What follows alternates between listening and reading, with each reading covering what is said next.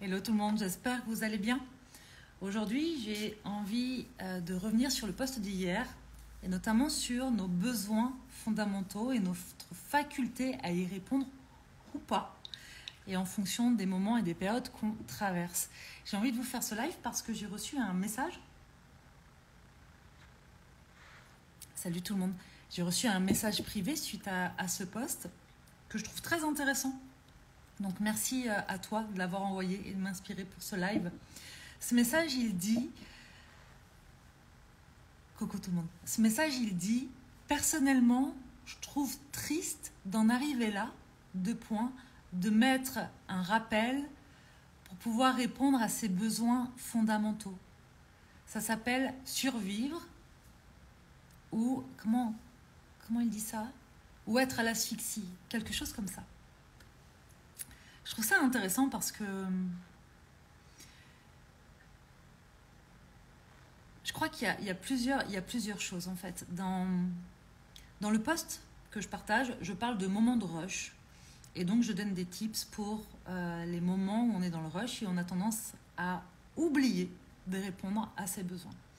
Et j'ai envie de vous poser cette question à vous tous. Est-ce qu'il ne vous est jamais arrivé d'être tellement absorbé dans quelque chose, dans une tâche, dans une création, dans une conversation, peu importe, vous êtes tellement absorbé que vous en oubliez, vous oubliez.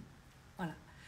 Que ce soit une période, que ce soit, j'en sais rien moi, un déménagement, la naissance d'un enfant, bref, ces moments de rush dans nos vies où tout d'un coup on est tellement absorbé par un truc qu'on en oublie même les besoins les plus primaires. Boire, aller aux toilettes, prendre l'air. Voilà, toutes ces choses qui semblent pourtant si naturelles et qui semblent donc très naturelles à cette personne qui m'a envoyé ce message-là. Moi, personnellement, ça m'est arrivé. Et ça m'arrive encore dans des moments de rush. Je sais que ça m'arrive notamment dans des moments de création intense, que ce soit en peinture, que ce soit dans les moments où, j'en sais rien, moi je vais préparer une nouvelle formation, un nouveau programme, une nouvelle transmission, un enseignement. Quand je suis absorbée par la création de notre site internet. Bref, il y a des tâches. C'est souvent quand c'est quelque chose qui me passionne à la base ou quand je suis dans un focus vraiment... ce qu'on appelle un deep work, quoi, un travail vraiment profond, eh ben, je suis beaucoup moins connectée à mon corps, pour le coup. Et c'est bien normal. Et il se passe exactement la même chose, par exemple, quand on a un pic de stress parce qu'on a une échéance à terminer. Tout notre focus va se rétrécir. En fait, tout notre focus va être vraiment sur « je dois terminer cette tâche-là » ou « j'ai envie de terminer cette tâche-là » et tout notre corps va se mobiliser pour être sur cette tâche-là. Et donc, il y a des fonctions, non pas qui vont s'éteindre, mais qui vont se mettre en sommeil. En tout cas, on ne va pas avoir la même attention, parce que vous vous rendez compte, si on devait être hyper attentif à tout plus ça, effectivement, ce serait peut-être moins facile, j'en sais rien. Est-ce que c'est une bonne ou mauvaise chose? En fait, c'est pas à ça que j'ai répondu dans le post, et c'est pas à ça que je vais répondre non plus là. Je suis pas là pour vous dire c'est bien ou c'est mal de ne pas répondre à ces besoins-là. C'est sûr que dans un monde idéal, dans l'idéal, si nous étions des humains parfaits, vous et moi, eh bien, on pourrait effectivement répondre à nos besoins immédiatement. Et pourrait répondre, ça voudrait dire qu'on pourrait les capter immédiatement, peu importe ce qui se passe dans nos vies, peu importe les périodes et surtout peu importe notre histoire. Parce que quand je reçois ce message-là, cette personne, ce qu'elle oublie, c'est qu'effectivement, on a tous une histoire et qu'en fonction de ça, de nos expériences et de ce qu'on est en train de traverser à l'instant T, eh bien, parfois, ce qui semble très naturel pour plein de gens ne l'est pas forcément pour plein d'autres personnes. Et je pense que ça, c'est important de le prendre en compte. En tout cas, moi, j'ai à cœur de le prendre en compte dans mes divers accompagnements, mais aussi vis-à-vis de moi-même. C'est-à-dire que je me suis beaucoup fatiguée à tenter de coller à une espèce de version parfaite. Et je me sens tellement plus épanouie aujourd'hui dans cette acceptation de « non, je ne le suis pas en fait ». Il y a plein de choses aujourd'hui qui méritent d'être améliorées. Il y a plein de choses avec lesquelles je ne suis pas encore confortable et peut-être que ce ne sera jamais le cas. Et en fait, depuis que j'ai arrêté de mettre tout mon focus sur il faut que je sois parfaite et que je réponde parfaitement aussi à tous mes besoins, eh ben, j'ai vachement plus d'énergie pour faire d'autres choses, mais aussi pour prendre soin de moi. Donc en fait, quand je dis mettre un rappel, par exemple, moi dans ma vie, je ne suis pas un exemple, je parle juste de moi là pour le coup, et je suis persuadée que d'autres personnes vont se reconnaître pour la même chose ou pour d'autres choses. Je sais que je ne bois pas assez d'eau, c'est con, mais voilà, je sais que je ne bois pas assez d'eau. Et il ne s'agit pas en fait de dire à quelqu'un bois plus d'eau pour que la personne du jour au lendemain réussisse à boire plus d'eau. Et ça, vous pouvez le décliner dans tout ce que vous voulez. Ça va demander une forme d'apprentissage pour pouvoir remettre une nouvelle habitude en place. Et je crois que c'est se montrer humble que d'accepter d'être dans ce genre d'apprentissage, même pour les choses qui semblent les plus simples qui soient pour certains en fait. Il n'y a pas de problème avec ça. Donc, qu'est-ce que je fais? Puisque c'est pas naturel pour moi de m'hydrater, eh ben, je me mets des alarmes régulièrement, à peu près toutes les 90 minutes ou toutes les heures même. Pour l'eau, toutes les heures, j'ai une petite musique qui s'active. Je ne suis pas sur un gros réveil avec un gros buzz, mais peu importe et quand bien même, j'ai une petite musique qui s'active et qui me rappelle que tiens, ça fait 1 heure ou 1 heure et demie que tu es focus sur ce que tu es en train de faire. Ce serait bien que tu checkes et ce serait bien que tu penses à boire ton verre d'eau. À la vôtre.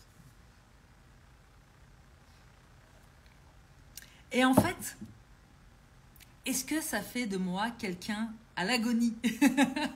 Non, ça fait de moi quelqu'un qui se connaît, qui se connaît dans ce qu'il y a de bon et confortable et dans ce qui ne roule pas et qui n'est pas encore confortable ou acquis.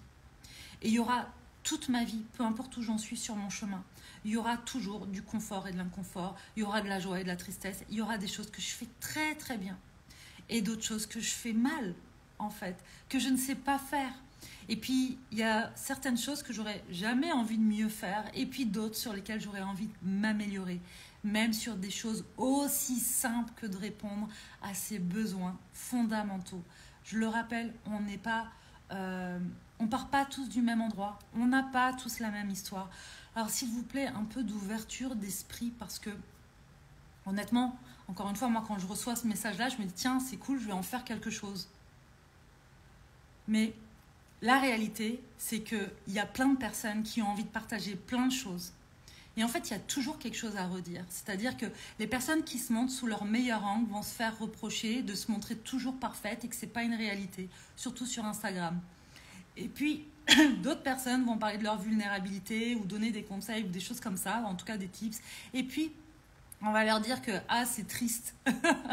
Mais en fait, juste j'ai envie de vous dire, partagez ce que vous avez envie de partager. Si ça compte pour vous, si ça vous aide, faites-le.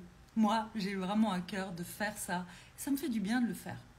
Après, bien sûr, on n'empêchera jamais les personnes de penser autrement. Et c'est ce qui fait la richesse, justement, de débattre, de comprendre. Mais je crois juste que ça apporterait un peu plus de richesse si à un moment donné, on se disait qu'on n'est pas le nombril du monde, que ce qui est bien ou mal pour nous n'est qu'une vision de notre esprit, que ce qui est facile ou difficile pour nous ne nous concerne que nous, voilà, et que ce n'est pas un état général ou ce n'est pas une base de normalité pour tout le monde. Je pense que ça ferait grand bien au monde, en général, de pouvoir juste avoir ça et qu'on puisse s'offrir ça les uns aux autres, en fait. Parce que, ouais, ça me semble important et surtout, ce qui me semble important, et c'est vraiment le travail que je fais avec Soma Soa et à travers Soma Soa, c'est de vous rappeler, et de me rappeler, par la même occasion, parce que je suis une femme en chemin aussi, de nous rappeler que on n'a pas à avoir honte de ne pas être parfait. On est tous parfaitement imparfaits. Et si par ici, il y a des personnes, des êtres parfaits, qui savent parfaitement répondre à leurs besoins avant même que leur corps les alerte. S'il y a des êtres parfaits qui savent parfaitement répondre à leurs besoins en temps et en heure, en tout temps. Peu importe ce qui les traverse, peu importe ce qu'ils sont en train de vivre ou faire. S'il vous plaît, faites-nous ce cadeau, partagez votre sagesse au monde, partagez votre sagesse ici, prenez la parole. Encore une fois, le monde en a besoin, le monde a besoin de cette sagesse. Sinon, je pense que l'humilité, ça fait du bien aussi. L'humilité, ça fait du bien. Et puis, si vous faites partie de ces personnes imparfaites, juste apprenez à vous connaître et à vous aimer. Et ça, c'est le travail d'une vie parfois, et c'est complètement OK. On n'a pas à rougir de ce qu'on est. Et quand bien même certains seraient à l'asphyxie, quand bien même certains seraient aux portes du burn-out, et je l'ai vécu aussi. Et c'est pour ça d'ailleurs qu'aujourd'hui j'ai cette vigilance, parce que je sais que je peux avoir cette fragilité. Eh bien, ça fait pas... c'est pas triste en fait. C'est pas triste. Ça veut pas dire que votre vie est triste ou que vous êtes nul ou que... Non, ça fait juste de vous des personnes qui sont en train de traverser quelque chose de vraiment pas simple et qui peut même faire souffrir parfois. Et ce que je sais, c'est que vous avez toutes les capacités et les ressources pour apprendre quelque chose de ça et ressortir plus fort de ça. Voilà, tout simplement, faites-vous confiance. Faites-vous confiance. Et c'est pas grave s'il vous faut des alarmes, des post-it, un rappel, quelqu'un qui vous le rappelle, quelqu'un qui vous aide ou qui vous soutienne. Bref, faites ce qui vous fait du bien à vous, en fonction de vos besoins à vous.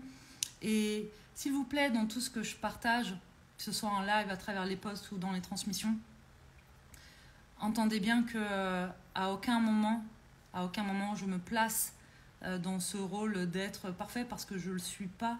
Et c'est très OK pour moi, ça, de ne pas l'être.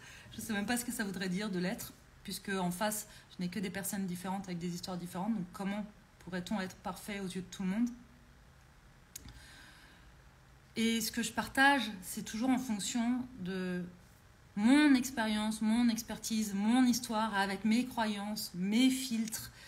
Alors, je vous invite à garder aussi votre esprit critique et à ne prendre que ce qui est bon et juste pour vous, et à laisser ce qui ne l'est pas. Et c'est OK en fait. Et c'est complètement OK. Voilà, prenez ce qui vous fait du bien. C'est tout. Et puis, s'il n'y a qu'une partie qui vous fait du bien et que l'autre, c'est pas OK, adaptez tout ça à vous. Vraiment. Voilà, faites-vous confiance. Personne ne sait mieux que vous ce qui est bon pour vous. Même si parfois vous avez besoin d'être un peu guidé, accompagné, aiguillé. Et ça, c'est OK pour tout le monde en fait. Voilà. Je crois que c'est ça que j'ai envie de vous partager aujourd'hui. Et rien de plus en vérité, parce que je crois que ça ne mérite pas plus en fin de compte. Peut-être juste aussi quand même, parce qu'on en a parlé avec la tribu holistique, on vit quand même dans une ère de surstimulation où on est beaucoup dans l'immédiateté et on est moins focus pendant longtemps. On a moins de faculté d'être dans des deep work, dans des travails avec des tâches vraiment qui nous permettent d'être concentrés pendant longtemps. On a tendance parfois à checker trop son téléphone ou des choses comme ça. Moi, la première, en fait, je me suis rendu compte à un moment donné, parce que mon travail, c'est aussi là qu'il se passe avec vous. Et puis, comme tout le monde, des fois, je me fais absorber. Et puis, aujourd'hui, je suis plus vigilante, je fais plus attention, tout simplement parce que je me suis rendu compte que mes temps de concentration étaient plus courts. C'est-à-dire que je pouvais être vite happée par « tiens, et si je checkais mon téléphone ?»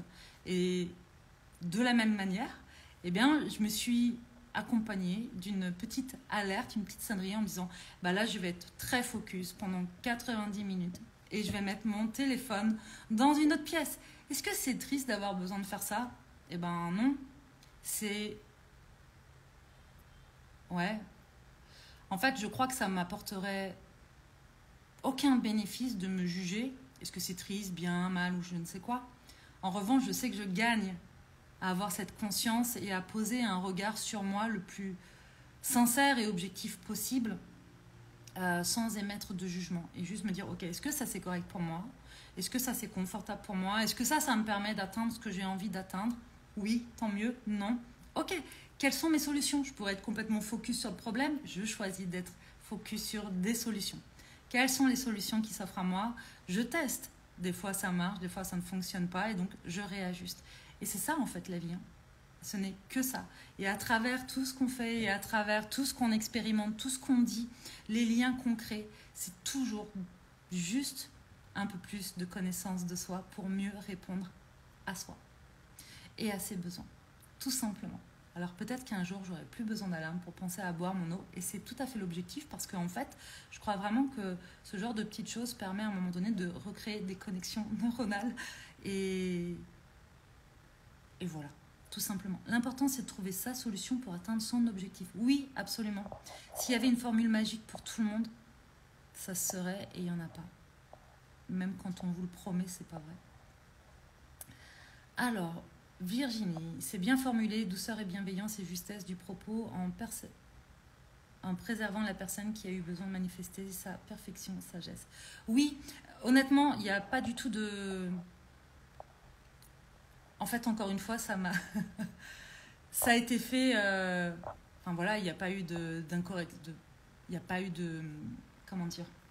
Ni d'agressivité, ni d'impolitesse, ni de...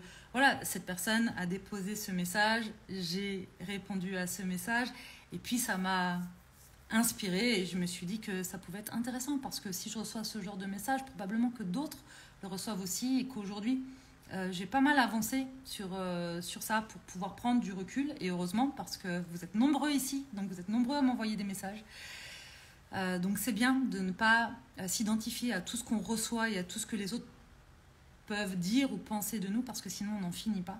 Mais je pense qu'il y a plein de personnes et pour discuter avec pas mal d'entrepreneurs qui se lancent ou qui sont moins confortables avec le fait de s'exposer et de parler face caméra ou juste de s'exposer en disant ce qu'elles pensent ou en parlant de leurs connaissances ou de choses comme ça, eh bien je pense que ça peut vite freiner ce genre de choses.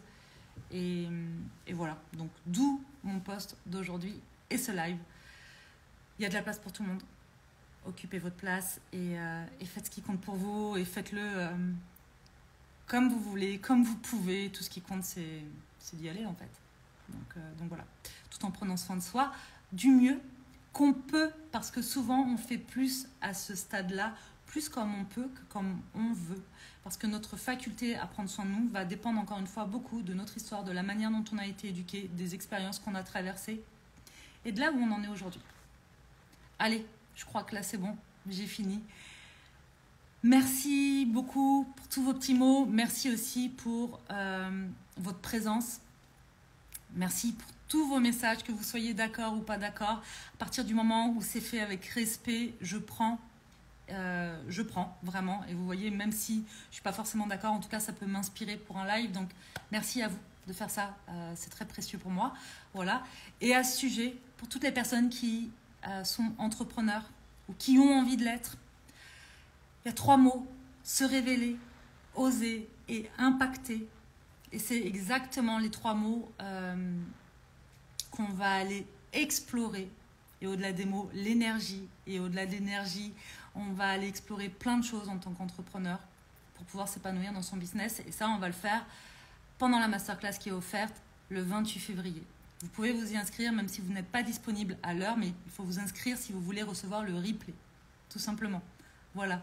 Si vous voulez le lien, vous l'avez directement dans la bio Instagram. Sinon, vous pouvez aussi me le demander en commentaire sous le replay de ce live. Je vous l'enverrai en message privé. Voilà. C'est bon pour moi. Je vous embrasse. Je vous dis à demain.